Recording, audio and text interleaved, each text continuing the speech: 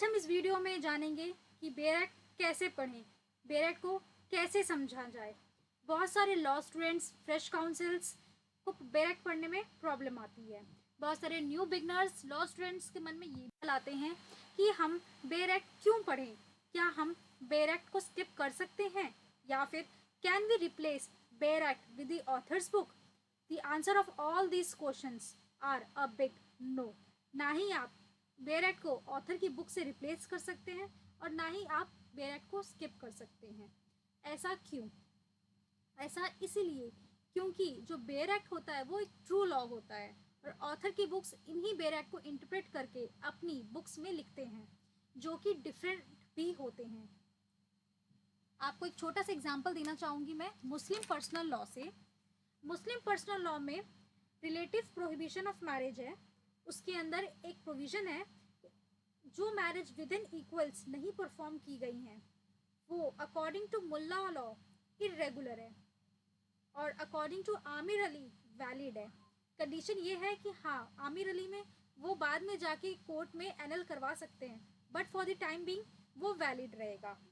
तो here the question is कि same law है, सेम प्रोविजंस है बट अलग ऑथर्स के अलग अलग इंटरप्रिटेशंस हैं। नाउ द क्वेश्चन इज ये बेयर एक्ट है क्या और ये कहाँ से आया? बेयर एक्ट लेजिस्लेचर ने हमको, we the people of India, directly दिया है।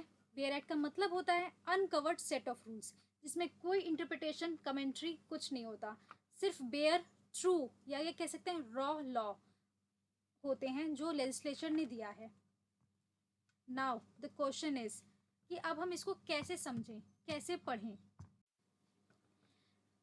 जो बिल्कुल बिगनर्स हैं, फ्रेश लॉ स्टूडेंट्स हैं, उनके लिए मैं यही सजेस्ट करूँगी कि सबसे पहले तो वो कोई छोटा बेयर एक्ट जिसमें कम सेक्शंस हो उसकी डायग्लॉट बुक बेयर एक्ट ले लें। कोई बड़ा जैसे सीआरपीसी, सीपीसी जैसे हेवी लोडेड सब्जेक्ट्स को बिगनिंग में अवॉइड करें क्योंकि वो आपको समझ भी नहीं आएंगे और कंफ्यूज भी करेंगे। तो पहले आप कोई भी छोटा जैसे sales of goods act, partnership, Hindu marriage act, Muslim personal law, ऐसी कोई छोटी बेयर एक्ट लें जिसमें कम सेक्शंस हैं। इस स्लाइड में आप देख सकते हैं कि हिंदू मैरिज एक्ट का एक पेज है।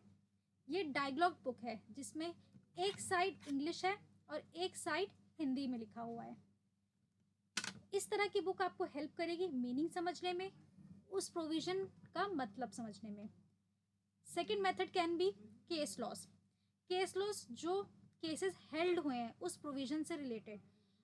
ऐसे केसेस में जजमेंट्स आते हैं जो जजेस बहुत अच्छे से प्रोविजन को एक्सप्लेन करते हैं, आपको वो हेल्प करेंगे अच्छे से प्रोविजन को समझने में। तो आप उस प्रोविजन से रिलेटेड केसेस ढूंढ सकते हैं। केसेस ढूंढने के लिए आपको इस पेंडेमिक सिचुएशन में कहीं भी बाहर जाने की ज़रूरत बिल्कुल भी नहीं है। हम आगे आने वाले लेक्चर्स में सब्जेक्ट्स में बहुत सारे केस लॉस करवाएंगे जहां आप समझ सकते हैं केस लॉस को कैसे पढ़ें, कैसे समझें। तब तक के लिए अगर आप केस लॉस पढ़ना चाहते हैं तो आप live law, bar and bench जैसे ऐप्स को सब्सक्राइब कर सकते हैं। वहाँ से आपको डायरेक्टली बहुत सारे केसेस मिल जाएंगे। फिर आता है गूगल का, आप गूगल कर सकते हैं, डिक्शनरी यूज़ कर सकते हैं। कोई मतलब अगर आपको समझ नहीं आ रहा, जैसे कि बेयर एक्ट में बहुत सारे वर्ड्स होते हैं, हिदर्टो, नॉट विथ स्टैंडिंग, जो हम अपने डे टू डे लाइफ में यूज़ नहीं करते हैं, इस वजह से हमको उसका मतलब भी नहीं पता होता है। ऐसे केस में आप गूगल कर लें, डिक्शनरी यूज़ कर लें। हिदर्टो का मतलब होता है अभी तक। आप जहाँ ये ऐसे वर्ड्स लिखें उसी को सर्कल करें और वहाँ उसका मीनिंग लिख लें ताकि नेक्स्ट टाइम जब आप बेयर एक्ट पढ़ेंगे तो आपको याद रहेगा और मेमोराइज हो जाएगा। बेयर एक्ट को बार बार पढ़ें, 2 से 3 बार तो पढ़ें ही। जितना आप पढ़ेंगे उतना आपको उसके प्रोविजंस और क्लियर होते चले जाएंगे। फिर भी कुछ प्रोविजंस बहुत टेक्निकल होते हैं, बहुत वेग होते हैं, एम्बिगिटीज़ होती हैं। ऐसी सिचुएशन में आप ऑथर की बुक्स ज़रूर रेफ़र करें, वो आपको अच्छे से एक्सप्लेन करेगा उस प्रोविज़न के बारे में कि वो कहना क्या चाहता है। बाकी तो केस लॉज है ही देखने के लिए कि उस प्रोविज़न का क्या मतलब निकलता है। लास्ट उसके नोट्स बनाएं, उसको समझने के लिए, याद करने के लिए उसके नोट्स बनाएं। आपके सामने जो पिक्चर है उसमें आप देख सकते हैं मैंने पेन से हाईलाइटिंग कर रखी है। उसके आगे कुछ सेक्शंस लिख रखे हैं, जैसे section 5 of Hindu marriage act को हम सेक्शन 7, 11 एंड 17 के साथ पढ़ते हैं। तो ये चीज़ मेमोराइज करने के लिए आप बुक में ही लिख लें।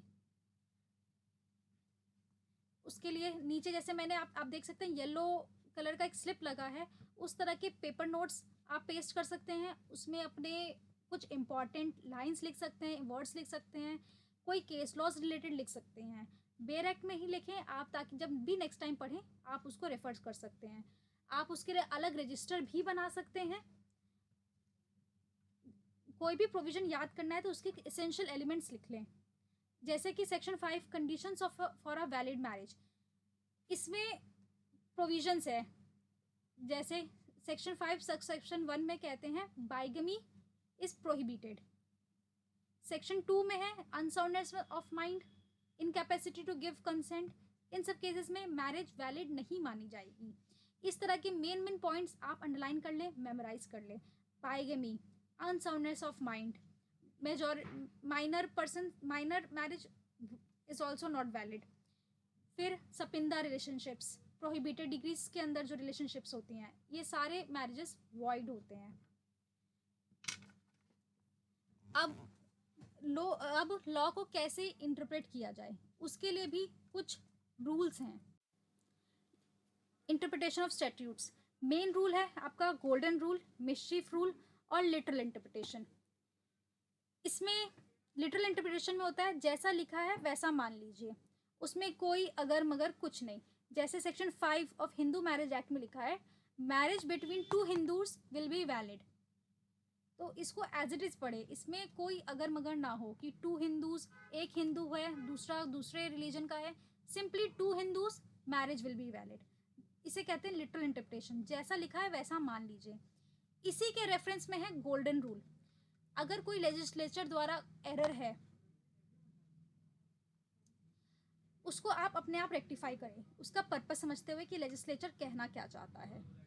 फिर आता है mischief rule. Mischief rule 2 provisions के बीच में कोई गैप हो, लेजिस्लेचर के द्वारा बाय मिस्टेक या उसके बारे में कोई प्रोविजन ना हो, ऐसे केस में एम्बिगिटी वेग हो, मिस्चीफ रूल, उसको मिस्चीफ रूल कहते हैं, टू रेक्टिफाई दैट रूल। एक एग्जांपल है छोटा सा, section 375 of Indian penal code, जो कि रेप के बारे में है। इस सेक्शन में आप देखेंगे, हम इसको डिटेल में नहीं कर रहे हैं, ब्रीफली एक एग्जांपल के तौर पे मैंने लिया है। इस सेक्शन में आप देखेंगे कि विद और without consent below the age of 16 years अगर कोई गर्ल है उसको रेप ही माना जाएगा, उसका कंसेंट हो या ना हो। वहीं दूसरी तरफ कंसेंट को डिफाइन किया गया है, अगर अबव 18 ईयर्स की है कोई और उसने कंसेंट दिया है तो वो रेप नहीं माना जाएगा।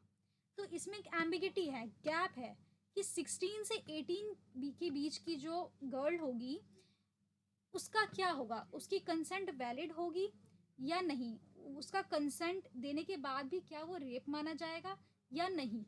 ऐसे केस में हम पर्पसिव इंटरप्रिटेशन करते हैं। पर्पसिव इंटरप्रिटेशन लाया गया था लिटरल इंटरप्रिटेशन, मिस्चीफ रूल और गोल्डन रूल को रिप्लेस करने के लिए, कि हम उस लेजिस्लेचर का इंटेंशन समझें कि उसका पर्पस क्या है और हम उसे इंटरप्रेट करें। लेजिस्लेटिव हिस्ट्री सेम है, केस लॉस जो भी पहले जजेस ने जजमेंट दी होगी वो होती है लेजिस्लेटिव हिस्ट्री, उसके द्वारा भी हम पता कर सकते हैं कि लेजिस्लेचर का इंटेंशन क्या था या उस प्रोविजन का मतलब क्या था। आई होप आपको हमारी ये वीडियो पसंद आई होगी। नेक्स्ट वीडियो हम बनाएंगे सेल्स ऑफ गुड्स एक्ट 1930 पे। तब तक के लिए अगर आपके पास कोई सजेशन हो, रिक्वेस्ट हो, तो आप हमको मेल कर सकते हैं aboutlaweverything@gmail.com। तब तक के लिए सब्सक्राइब करें, लाइक करें and hit the bell icon for the latest video update.